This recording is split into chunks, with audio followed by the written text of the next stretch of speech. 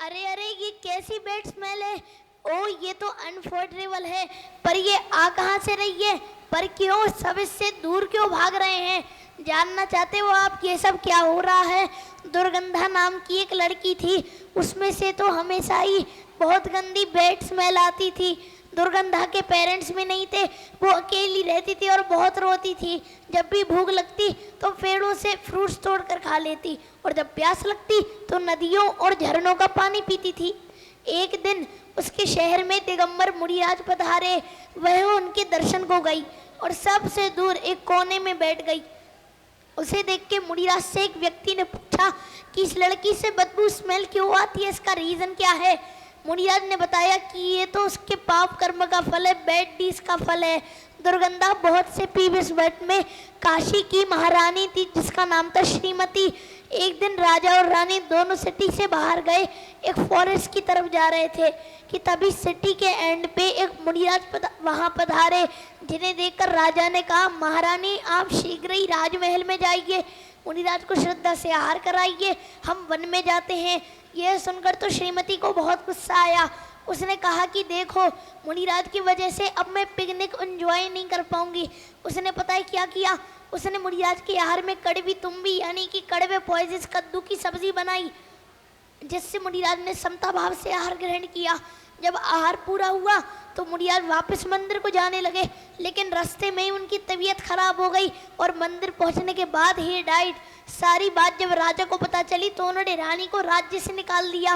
रानी को तो लेप्रेसी हो गई थी और फिर वो मर गई। वो रानी अगले जन्म में एक भैंस बनी। एक दिन वह दलदल में फंस गई और एक मुनिराज को देख के जोर जोर से सींग हिलाने लगी, जिससे कि वो दलदल में और डूबती चली गई और गहरे दीम दलदल में फंस के वो मर गई। नेक्स्ट बर्थ में फिर से वो एक डोंकी बनी और वापस मुनिराज से पूर्व जन्म का बैर एनिमोसिटी याद आ गई उसे, और उसने उन पे प्रहार कर दिया। फिर वो मर के अगले जन्म में पिग बनी। यही पिग रील का असलेट होकर इस लड़की के रूप में संसार में आया है। यह सब सुनकर तो वो लड़की बेहोश हो गई। जब वो होश में आई तो उसने गुरुदेव से अपनी मुक्ति का तरीका पूछा। इस पे गुरुदेव ने उसे पता है क्या कहा? उन्होंने बताया कि तुम्हें सुगंधदशमी के व्रत करने चाहिए। उन्होंने दुर्गंधा को सुगंधदशमी के व्रत की बहुत पूरी प्रोसेस बताई। क्या आप जानते हैं भादों की 10वीं तिथि क्या होती है? It means 10 of the month, but तो इंग्लिश मंथ, जैसे कि 10 जेब 10 फेब 10 मार्च, ये नहीं। ये 10 तिथि होती है लूलर कैलेंडर वाले मंथ्स की, जैसे कि जेठ सावन भादो आषाढ़ एक्सेट्रा। चलो पहले हम आपको भाद्रपद महीने और शुक्ल पक्ष के बारे में बहुत इंटरेस्टिंग बात बताते हैं। इंटरेस्टिंगली आजकल 2 टाइप के कैलेंडर फॉलो होते हैं, एक सोलर और दूसरा लूलर। सोलर कैलेंडर मतलब वो कैलेंडर वो होता है सन की मूवमेंट्स पे with respect to earth. Solar calendar के मंथ्स की तो नाम होते हैं जनवरी, फरवरी, मार्च, अप्रैल एक्सेट्रा। और दूसरा टाइप का कैलेंडर है लूलर कैलेंडर, जो कि मून के मूवमेंट्स पे बेस होता है। लूलर कैलेंडर में भी 12 महीने होते हैं, 12 मंथ्स, लेकिन इन 12 महीनों के नाम अलग अलग होते हैं, जैसे चैत्र, वैशाख, ज्येष्ठ, आषाढ़, सावन, भाद्रपद, आश्विन, कार्तिक, मार्गशीर्ष, पौष, माघ और फागुन। और इन्हीं मंथ्स की नाम को कहते हैं तिथि। अच्छा, आप लोगों ने अपने रात में कभी अपनी मून की शेप नोटिस की है अपने रूल टॉप से? हर रात मून अलग अलग शेप में दिखाई देता है। कभी तो फुल मून दिखता है तो कभी तो पार्शियल मून, और किसी किसी दिन तो मून दिखता ही नहीं है।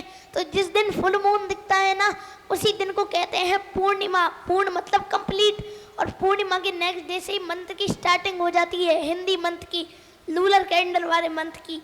हर दिन मून थोड़ा थोड़ा घटता रहता है, मतलब रिड्यूस होना शुरू हो जाता है। घटते घटते वो जिस दिन आधा हो जाता है ना, हाफ मून, उसे ही तो अष्टमी कहते हैं या फिर हाफ मून डे।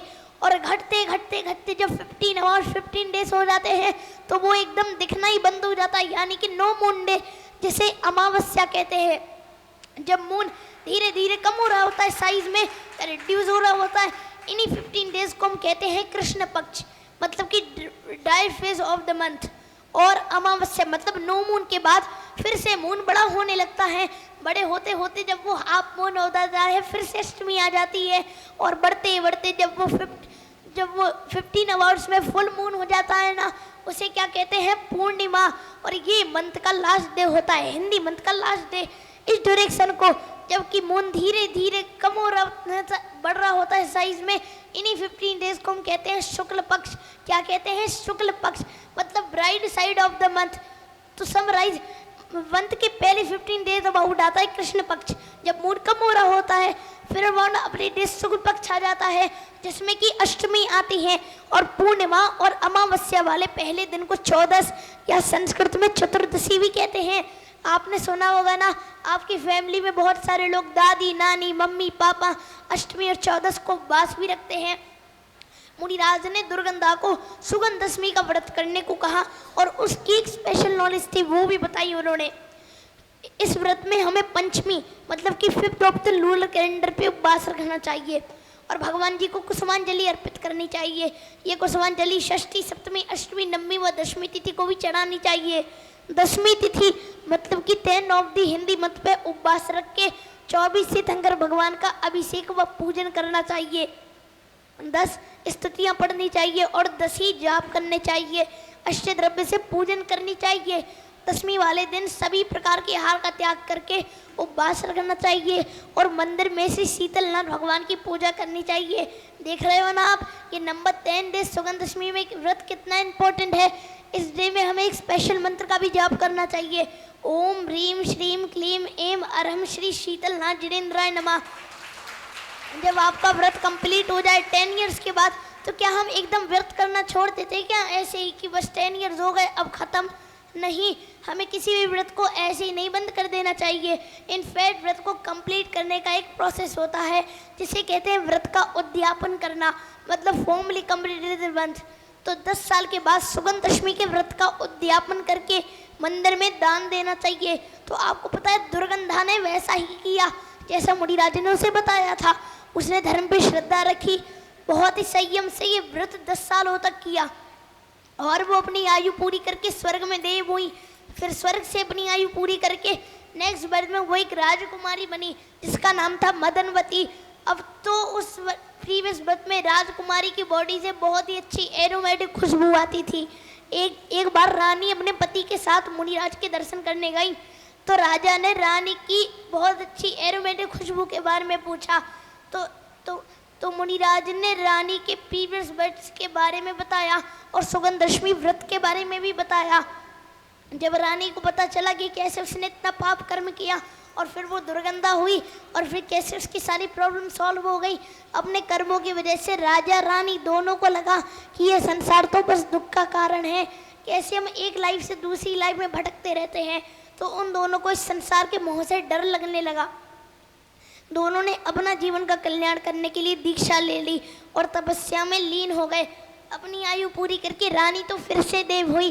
देव आयु पूरी करके नेक्स्ट बर्थ में वो एक राजकुमार बनी, प्रिंस बनी, और उस रानी के जीवन ने यानी कि जो राजकुमार हुआ था ना, वो उसने धर्म पे श्रद्धा रखी, फिर मुनि दीक्षा ली और कठोर तप करके मोक्ष प्राप्त किया। तो देखा आप लोगों ने, दुर्गंधा ने कितने अच्छे कर्मों से अपने बुरे कर्मों को रिड्यूस कर दिया, और अपने प्योर थॉट से, पवित्र भावों से अपनी सोल को प्योर बना लिया, और फाइनली मोक्ष प्राप्त कर लिया। तो बोलो पर्वतराज 10 लक्षण महापर्व की